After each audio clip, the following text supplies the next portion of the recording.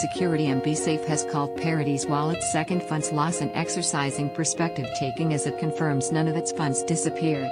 In a dedicated press release, MBSafe, which provides token issuance on Ethereum and other services, said it had had no reports of missing ETH from its customers.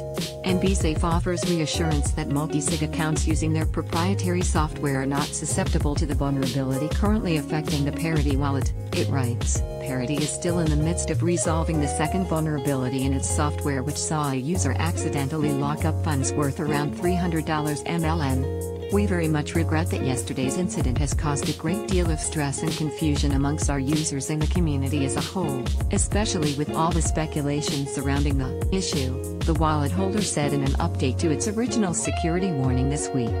We continue to investigate the situation and are exploring all possible implications and solutions.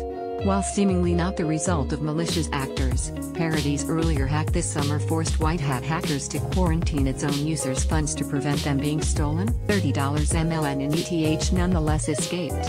We take this as an opportunity to exercise perspective taking, MBSafe Ethereum engineer Alexei Machiasevich added. It remains unknown whether owners of locked ETH funds on Parity will be able to reaccess them. Follow us on